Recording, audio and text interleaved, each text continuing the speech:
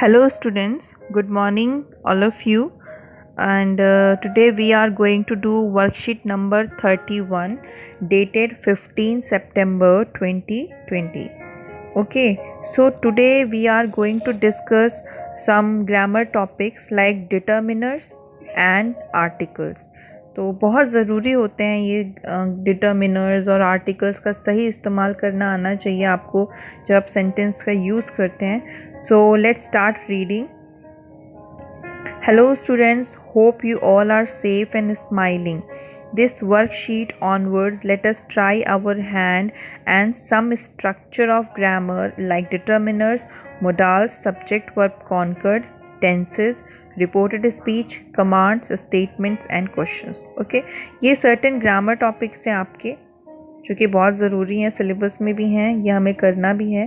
तो आज हम जो करने वाले हैं वो है डिटर्मिनर्स एंड आर्टिकल्स. तो डिटर्मिनर्स और आर्टिकल्स के अंदर हम सीखेंगे कि इनका इस्तेमाल सही जगह पर कैसे करना चाहिए. So let's start. Activity on determiners and articles बहुत इंपॉर्टेंट है. आप ये वीडियो पूरा देखना क्योंकि जो एक्सरसाइजेज इसमें दी हैं वो इसी वीडियो में ही आपको मिल जाएंगी आंसर्स के साथ. तो ध्यान से सुनिए, समझिए और जो भी इसमें एक्सरसाइजेज हैं वो आपको कॉपी में करना है. तो हम शुरुआत करते हैं. The post master helped Lencho with money. Post master जो था उसने लेंचो की मदद की, उसने पैसा दिया. पोस्ट हमने लेटर टू गॉड लेसन पढ़ा है फर्स्ट फ्लाइट से. ठीक है, कहानी आपको पता ही है जिसमें कि लेंचो भगवान से पैसा मांगता है, उसकी सारी फसल बर्बाद हो जाती है और वो पैसा एक्चुअल पोस्ट मास्टर देता है जब वो लेंचो का लेटर पढ़ता है. तो वो सोचता है पोस्ट मास्टर कि हमें लेंचो की मदद करनी चाहिए, लेकिन लेंचो को ये बात नहीं पता है. लेंचो को लगता है कि उसकी मदद किसने की है, भगवान ने की है. The post office offers the facility of sending money through money order. This is how I did it.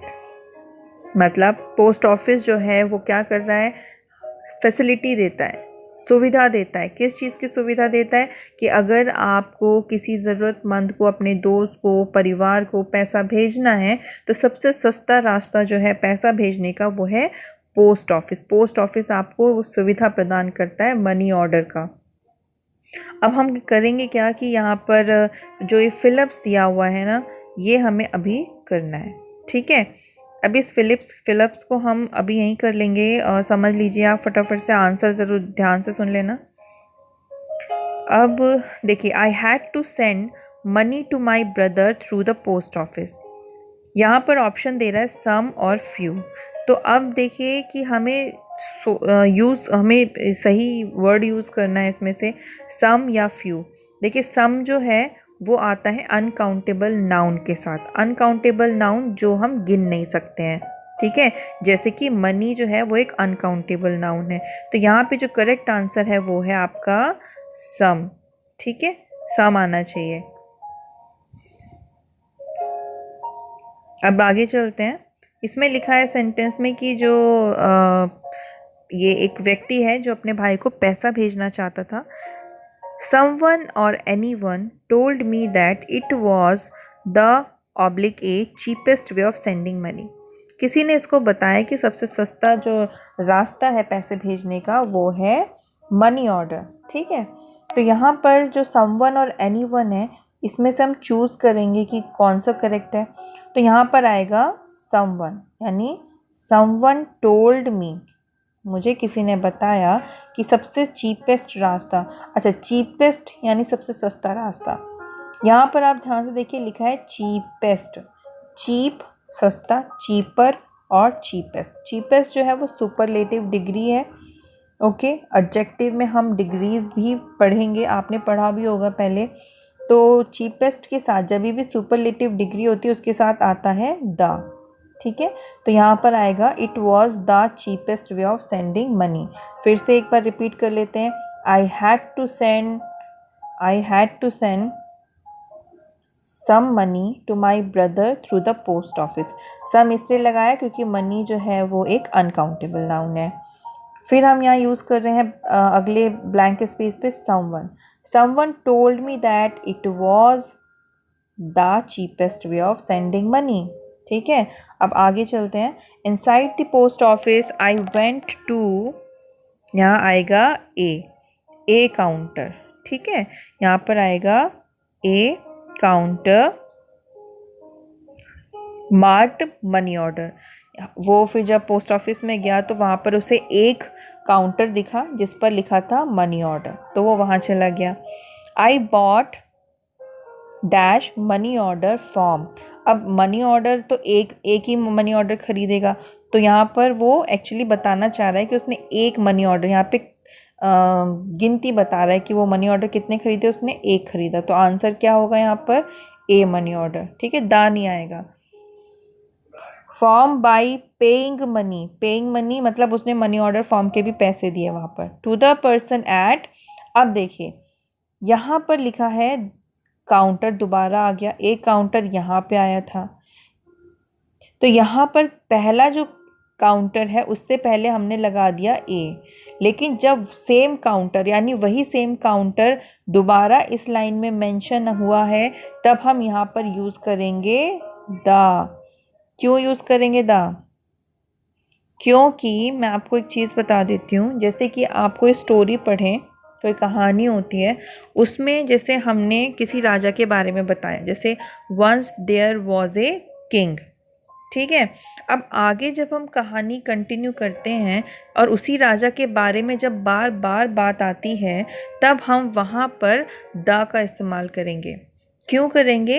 The लगाने से हमें ये पता चल जाएगा कि वही राजा की बात हो रही है जिस राजा के बारे में हमने पहली लाइन में पढ़ा था।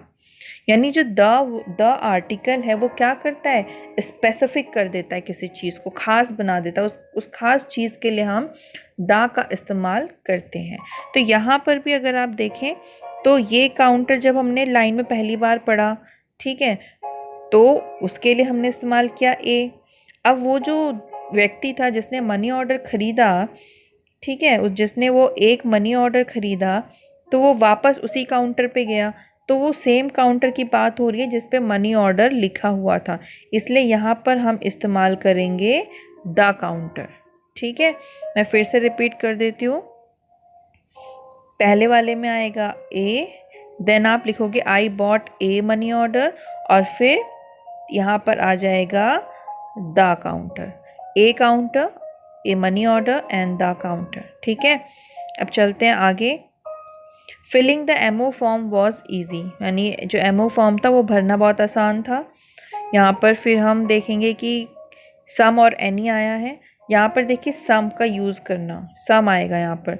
सम boxes were given to fill in my details, मतलब कि कुछ बॉक्सेस थे एमओ फॉर्म में, अगर आप यहाँ देखें, ये देखिए कि ये बॉक्स है, एक ये बॉक्स है, इस तरीके से कुछ बॉक्सेस दिए जाते हैं, उन्हें आपको फिल करना होता है, इसमें आपको डिटेल्स डालनी होती है, जिसको आप पैसा भेज रहे हो उसकी डिटेल, और आपको अपनी भी डिटेल्स लिखनी पड़ती है एमओ फॉर्म पर, ठीक है।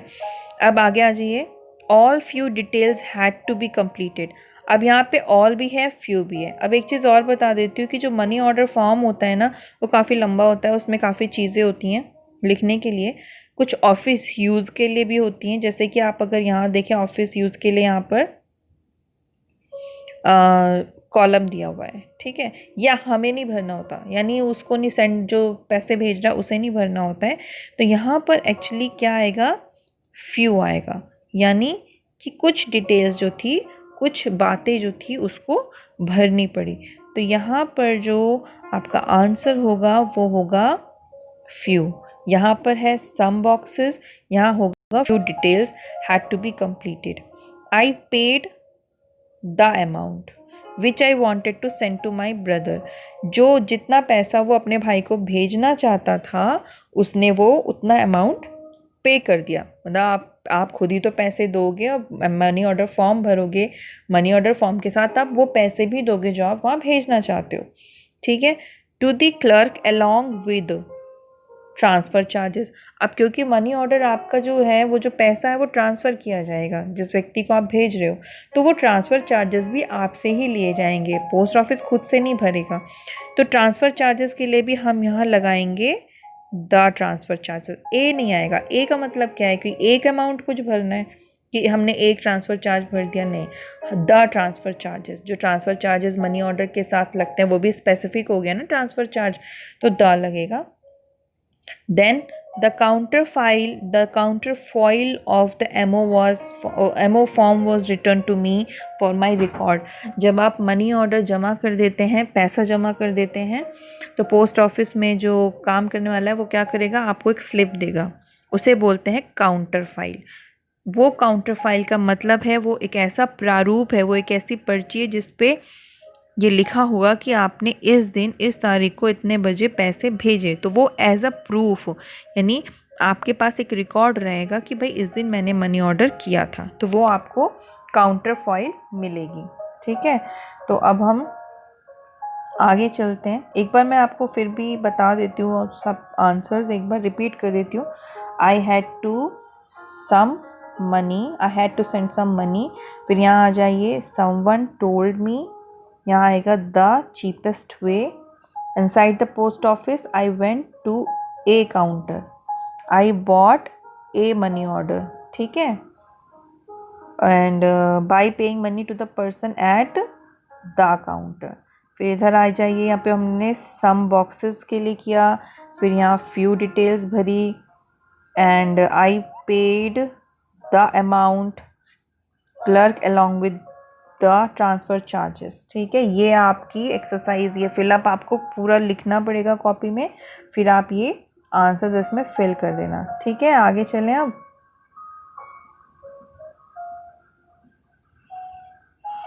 there are 3 more methods through which we can transfer money to someone. अच्छा, पोस्ट ऑफिस के ज़रिए मनी ऑर्डर के अलावा भी बहुत सारे ऐसे पैसे ट्रांसफ़र करने के तरीके हैं. अब हम वही पढ़ेंगे. यहाँ पर देखते हैं. anyone someone can use these methods. अब यहाँ आएगा anyone. ठीक है, anyone का यूज़ जो होता है वो हम करते हैं अनलिमिटेड सेट ऑफ पीपल और थिंग्स. ज़रा समझ लीजिए क्या मतलब है इसका. देखिए, एनी और सम का यूज़ क्या है.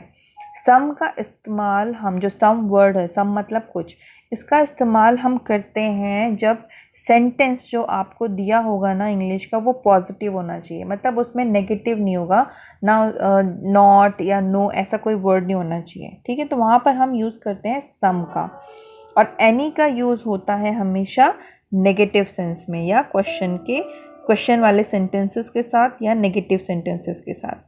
अब यहाँ पर जो एनी वन वर्ड दिया है, अब यहाँ कह रहा है कि any one can use this methods, मतलब जो 3 और मेथड्स है ना पैसे भेजने के, वो कोई भी यूज़ कर सकता है. तो क्या हो गया, अनलिमिटेड हो गया ना, सभी लोगों को यूज़ कर सकते हैं उन 3 मेथड्स को. ऐसा नहीं है कि सिर्फ कुछ ही लोग यूज़ कर सकते हैं. तो यहाँ पर जो सही आंसर है वो है आपका एनी वन. ठीक है, अब आगे देखिए, सेकेंड सेंटेंस में क्या कह रहा है, वन और none must have dash account in dash bank. ठीक है, इसको भी देख लेते हैं. देखिए, वन मस्ट हैव, आंसर में आएगा one must have an account in a bank. अब भाई, जब आपको पैसे ट्रांसफ़र करने हैं किसी के पास, तो उससे पहले तो आपका खुद का अकाउंट भी किसी बैंक में होना चाहिए. तो यहाँ पर ये 3 चीज़ें आएंगी. ठीक है, रिपीट कर देती हूँ ये वापस. इसमें आएगा एनी वन. ठीक है, इसमें आएगा one must have an account in a bank, किसी बैंक में आपका एक खाता होना चाहिए. अच्छा, अकाउंट के साथ एन लगेगा. ठीक है, एक अकाउंट, और वन आएगा. नन का मतलब होता है नन का मतलब होता है कोई नहीं. ठीक है, कोई नहीं. तो यहाँ पर जो है कोई नहीं आना चाहिए, वन आएगा जो सही आंसर है. ठीक है, तो वन एंड अ बैंक, यहाँ ऊपर वाले में आएगा एनी वन. ठीक है, ये इसके आंसर्स हैं. ये भी आपको पूरा फिलअप उतारना पड़ेगा, फिर आप आंसर लिखोगे, खाली आंसर्स मत लिख देना. आगे आ जाइए फटाफट से. नेशनल इलेक्ट्रॉनिक फंड्स ट्रांसफ़र, ठीक है। वो जो 3 तरीके बता रहा है ना, वो 3 तरीके ये हैं वो 3 तरीके। नेशनल इलेक्ट्रॉनिक फंड्स ट्रांसफ़र, जिसे NEFT बोलते हैं, ठीक है। यहाँ पर कह रहा है कि इसमें जो ट्रांसफ़र है वो 50,000 से ज़्यादा नहीं होना चाहिए, तो यहाँ आएगा ईच ट्रांसफ़र कैन नॉट, ठीक है।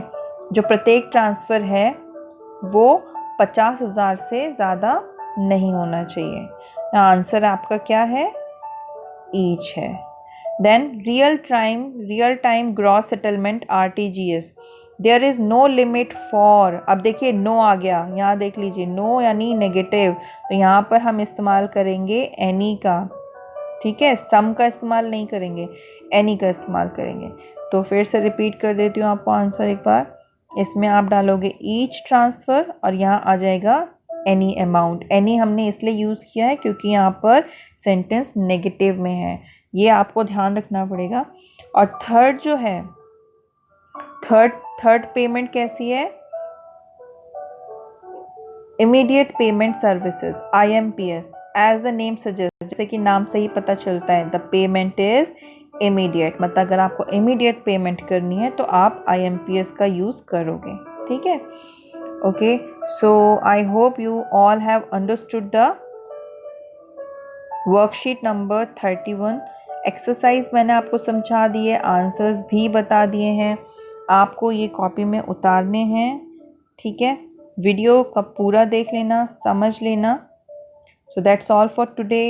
Have a good day, take care.